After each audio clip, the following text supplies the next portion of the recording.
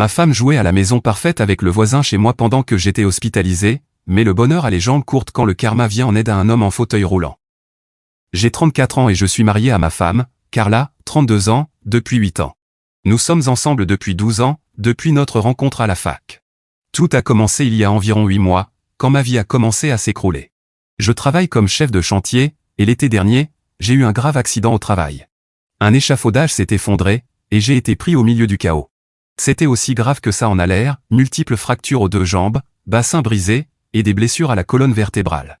Les médecins m'ont dit que j'avais eu de la chance de survivre, mais ils m'ont aussi prévenu que la convalescence serait longue, douloureuse, et incertaine. Les premières semaines après l'accident ont été les pires. J'étais à l'hôpital, complètement immobile, dépendant des infirmières pour tout, même pour aller aux toilettes. Je ne m'étais jamais senti aussi impuissant de ma vie. Ce n'était pas seulement la douleur physique, mais aussi la douleur émotionnelle. Mais Carla, elle était incroyable, au début. Elle venait chaque jour, restait à mes côtés, et me donnait la force de tenir, en me disant qu'on affronterait tout ensemble. Je me raccrochais à son soutien. Ça me donnait de l'espoir. Mais au fil du temps, son soutien a commencé à s'estomper. Au début, je ne m'en suis pas trop inquiété, elle avait sa propre vie, son boulot, la maison à gérer. Être entièrement centré sur moi devait être épuisant. J'imaginais à quel point ça devait être dur pour elle. Je me suis dit que ces visites moins fréquentes étaient sa façon de souffler un peu. Mais ces visites régulières sont devenues tous les 2 jours, puis 1 ou 2 fois par semaine, tout au plus. Elle m'envoyait des messages pour dire qu'elle était débordée ou trop fatiguée après le travail. Je ne voulais pas passer pour un type trop exigeant, alors je ne me suis pas plaint. Je me répétais que tout irait mieux une fois que je serais de retour à la maison, sous le même toit. Puis, environ 1 mois après l'accident, Carla m'a parlé d'un nouveau voisin qui avait emménagé à côté, un gars nommé Jérémia.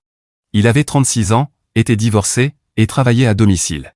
D'après ce qu'elle disait, il avait l'air d'un type bien. Honnêtement, j'étais content qu'elle ait quelqu'un de proche sur qui compter.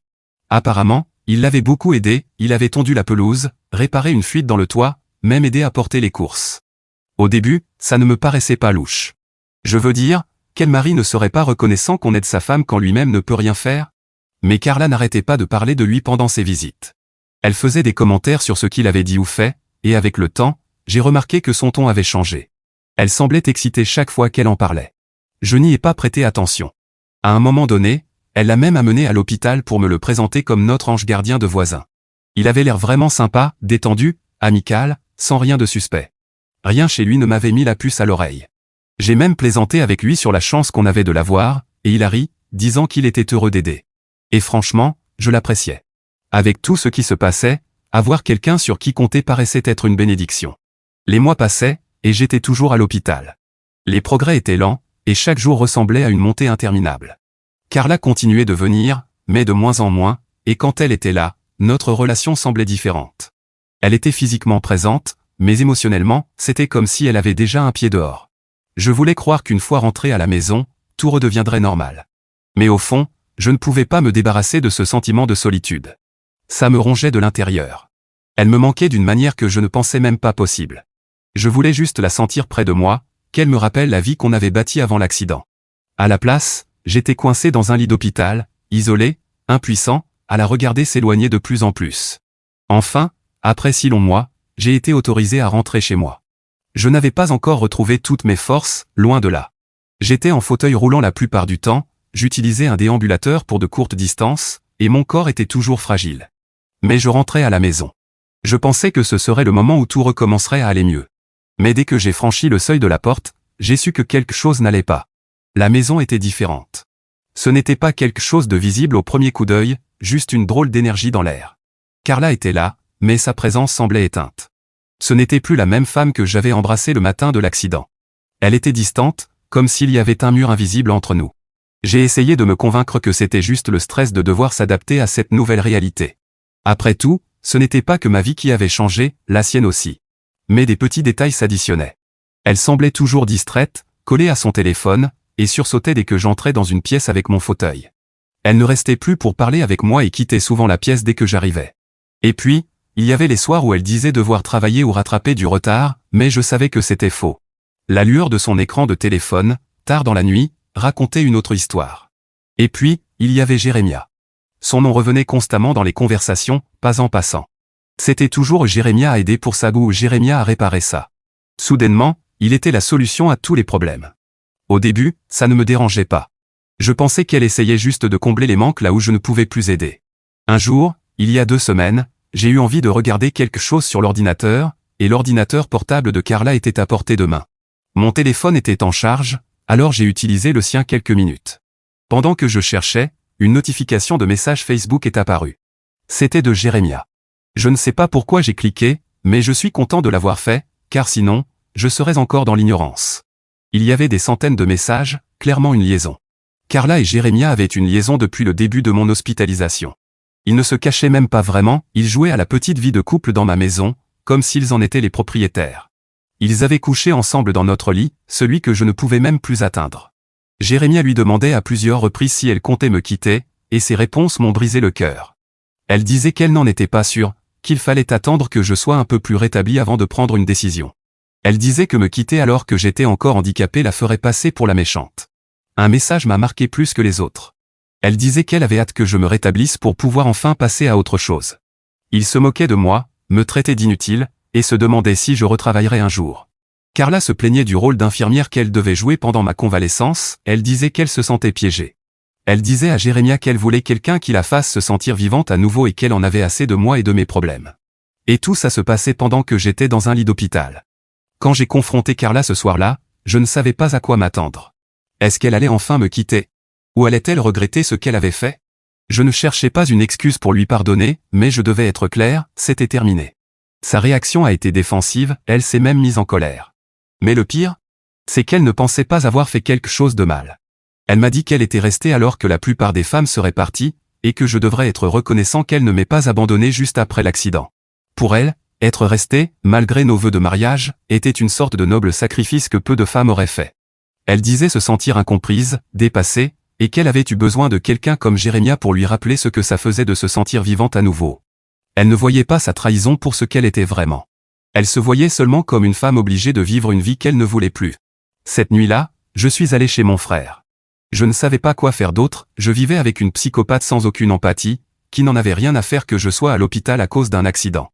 Je ne cessais de repenser à tous ces mois où elle venait me voir à l'hôpital, faisant semblant de se soucier de moi, alors qu'en réalité elle se cachait chez lui. Tous ces moments où elle me disait qu'elle était trop fatiguée ou trop occupée pour rester plus longtemps, c'était parce qu'elle était épuisée d'avoir couché avec lui. Mon frère pense que je devrais engager un avocat spécialisé en divorce et entamer le processus de séparation dès que possible. C'est exactement ce que je compte faire demain matin, même si je doute de pouvoir trouver un avocat aussi vite, surtout un que je puisse me permettre financièrement. Voilà donc où j'en suis, je dois encore me remettre physiquement de l'accident, tout en affrontant une autre chute, un nouveau coup dur, cette fois venu de ma propre femme. La différence, c'est que ce dernier coup n'était pas un accident. C'était une décision délibérée, calculée, et grotesque, prise par une personne en qui j'avais toute confiance. Mise à jour 1. Beaucoup de choses se sont passées au cours des 48 dernières heures. Après avoir partagé mon histoire, j'ai suivi certains de vos conseils et j'ai commencé à tout documenter. J'ai déjà des captures d'écran des messages que Carla et Jérémia se sont envoyés sur Facebook, c'est l'une des premières choses que j'ai faites en découvrant leur trahison. Je me les suis envoyés par email et les ai sauvegardés dans un dossier sécurisé. J'ai aussi commencé à enregistrer toutes mes interactions avec Carla, que ce soit des appels ou des messages vocaux. Mon téléphone a une application d'enregistrement, et je me suis dit que mieux valait prévenir que guérir. On ne sait jamais ce qu'elle pourrait dire, tout peut être utile dans une procédure de divorce maintenant. J'ai aussi contacté mon employeur. Ils ont été très compréhensifs pendant ma convalescence, et je leur ai demandé des copies de tous les documents liés à mon accident, y compris mes dossiers médicaux, les documents d'indemnisation, et mon planning de rééducation. Je veux m'assurer que tout est en ordre, au cas où Carla essaierait de me soutirer de l'argent.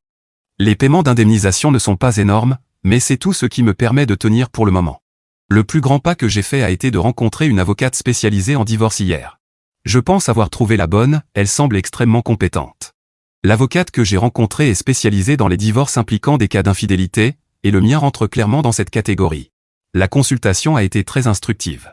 Elle m'a expliqué que les actions de Carla, en particulier le fait de m'avoir abandonné émotionnellement et financièrement pendant une crise médicale, pourraient peser lourd devant un tribunal. L'infidélité n'a pas toujours un grand impact légal, mais dans mon cas, cela pourrait faire une vraie différence. Elle m'a également rassuré sur le fait que l'indemnisation liée à mon accident devrait être protégée dans le cadre du divorce, puisqu'elle est directement liée à ma blessure. Ça a été un énorme soulagement, car honnêtement, j'étais vraiment inquiet à l'idée que Carla essaie de tout prendre. Depuis mon départ, Carla m'a bombardé de messages contradictoires. Une minute, Elle m'envoie des textos pour m'accuser d'exagérer et de tout dramatiser. Et la suivante, je reçois un message vocal en larmes, où elle me dit à quel point elle m'aime et qu'on peut arranger les choses. Qu'il ne s'agissait que d'un besoin de femme pendant une période où je n'étais pas disponible. Le pire, Jérémia lui-même a essayé de me contacter. Il m'a envoyé un message pour me dire qu'il voulait me donner sa version des faits et que je ne devais pas croire tout ce que j'avais vu dans leur message. Je n'ai même pas pris la peine de répondre. J'ai bloqué leur numéro à tous les deux juste après. Je ne veux pas d'excuses. Ce qui s'est passé, c'est ce qui compte maintenant. Et puis, quelque chose de totalement inattendu s'est produit aujourd'hui. L'ex-femme de Jérémia a contacté ma belle-sœur, via mon frère. Il s'avère qu'elle est une amie proche d'elle, et elle a appris ce qui s'était passé. Le monde est petit, non? Elle m'a retrouvé via le profil Facebook de mon frère et m'a envoyé un message pour me dire qu'elle avait entendu parler de toute l'histoire. Elle voulait que je sache que ce n'était pas la première fois que Jérémia s'en prenait à une femme mariée. Apparemment, c'est un schéma récurrent, il cible des femmes vulnérables, souvent les épouses d'hommes malades ou déployés dans l'armée. Elle m'a raconté sa propre expérience et m'a même proposé de fournir des documents issus de leur divorce prouvant son comportement prédateur. Je ne sais même plus quoi penser de Jérémia maintenant. Au début, je pensais juste que c'était un abruti qui m'avait trahi. Mais maintenant, on dirait que c'est bien pire, comme si briser des couples était sa perversion. Je ne remercierai jamais assez mon frère et sa femme, ils ont été incroyables. Ils m'aident non seulement avec la rééducation physique, m'emmènent à mes rendez-vous, mais en plus me nourrissent avec des repas faits maison. Leur maison n'est pas vraiment adaptée à quelqu'un dans ma condition. La chambre d'amis est à l'étage, mais il travaille d'arrache-pied pour transformer le bureau en chambre. Il a même acheté une rampe portable pour que je puisse me déplacer plus facilement. Il a aussi contacté nos parents pour les informer de la situation. Ils prennent l'avion demain pour venir m'aider, et j'ai vraiment hâte de les voir, même si j'ai un peu honte de leur raconter toute l'histoire. Ma mère est infirmière à la retraite, donc elle a déjà proposé de m'aider pour les soins physiques. Le simple fait de savoir qu'elle sera là me fait me sentir moins dépassé. Mon père est plutôt du genre discret mais toujours présent, c'est un rock quand les choses vont mal. Demain, j'ai un autre rendez-vous avec l'avocate pour officiellement entamer la procédure de divorce. Je ne sais pas comment je vais reconstruire ma vie à partir de là, surtout avec tous les défis physiques qui m'attendent encore.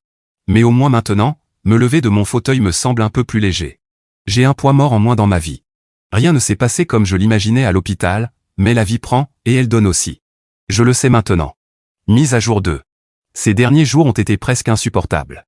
Mes parents sont arrivés, même si j'étais soulagé de les voir, cela n'a pas vraiment rendu les choses plus faciles.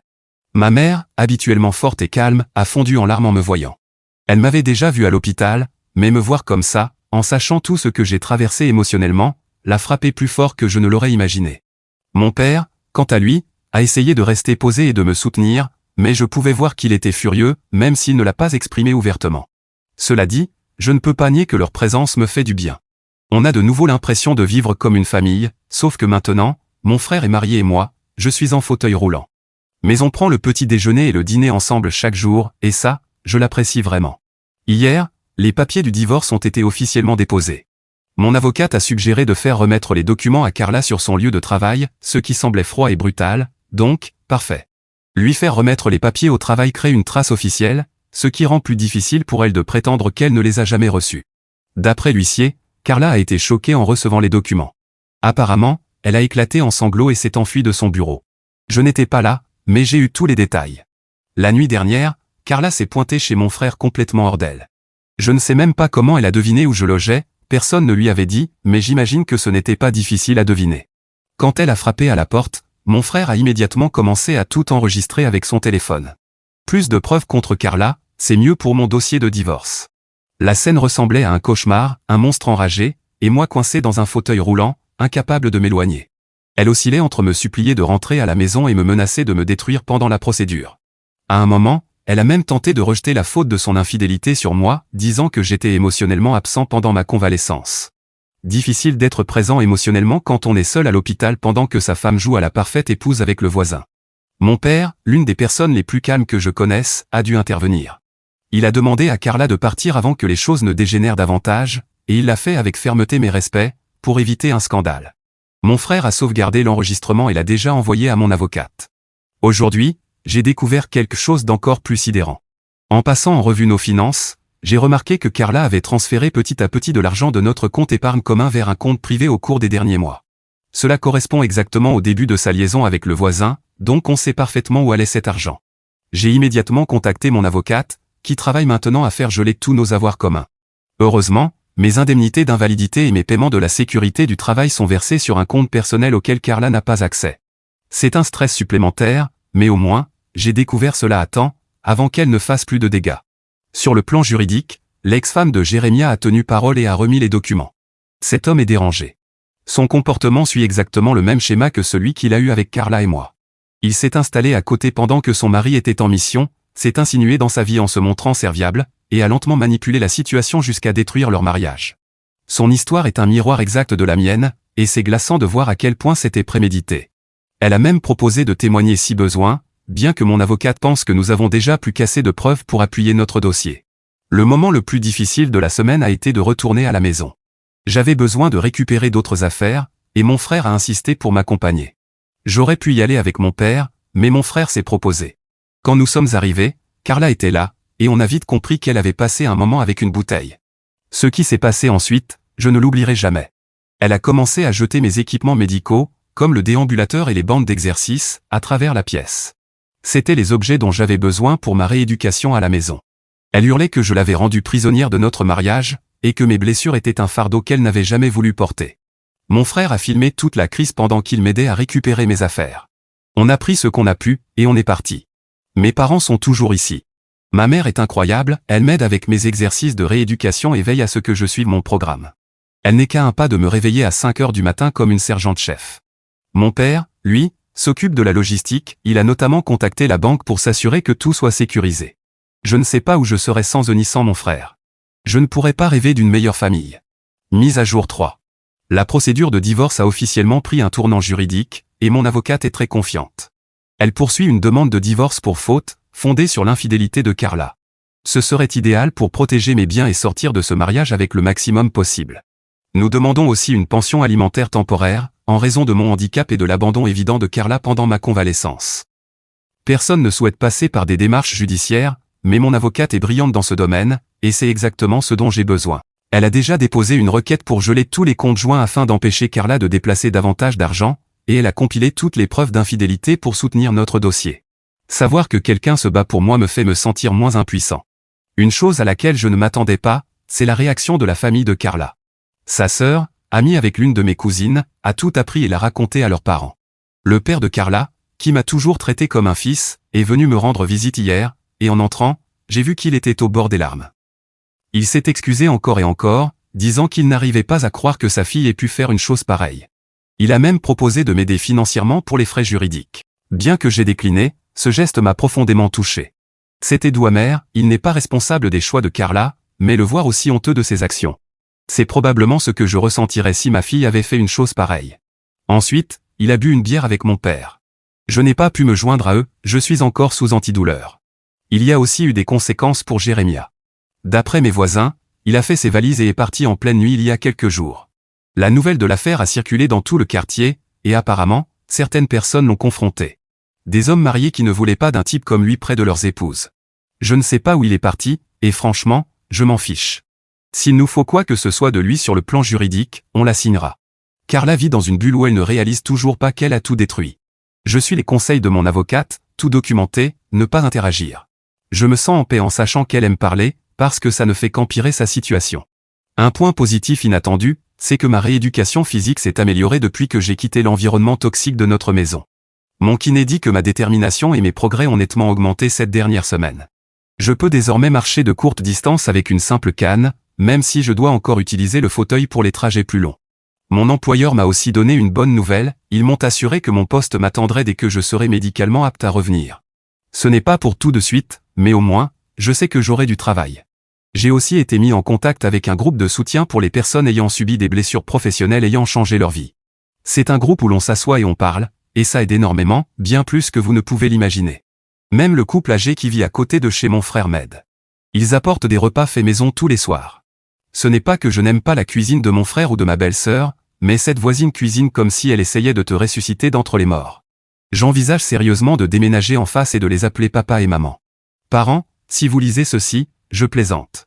Je vous aime très fort tous les deux. Mais même vous, vous voudriez les adopter juste pour leur cuisine. Je fais aussi une thérapie, pour l'accident et pour l'infidélité. Je n'ai jamais été du genre à chercher ce genre d'aide, mais tellement de choses se sont passées en si peu de temps que je n'aurais pas pu m'en sortir seul. Le processus de divorce va probablement prendre plusieurs mois, donc ne vous attendez pas à avoir de mes nouvelles tout de suite. À tous ceux qui ont commenté ma publication d'origine et les mises à jour, sachez que je vous suis très reconnaissant. Je ne peux pas faire grand-chose d'ici, avec mon ordinateur, j'en ai assez des films et des séries, mais venir ici et lire vos commentaires est une forme de guérison. Je publierai une nouvelle mise à jour lorsqu'il y aura des progrès significatifs concernant le divorce. Pour l'instant, c'est un au revoir temporaire. Mise à jour 4. Me revoilà pour vous dire ce qui s'est passé ces derniers mois. D'abord, ma récupération physique, j'en suis à presque 95%. J'ai juste une légère boiterie quand je marche. Je vais reprendre le travail dans quelques semaines, même si au début je ne ferai que des tâches légères, le temps de revenir à 100%. Je suppose qu'une fois que j'aurai repris le travail, la vie recommencera à paraître normale. Je vis seul maintenant, après avoir quitté la maison de mon frère. Quand il a plaisanté en disant que je ne lui manquerais pas, je lui ai répondu que les seuls qui allaient me manquer, c'étaient les voisins âgés.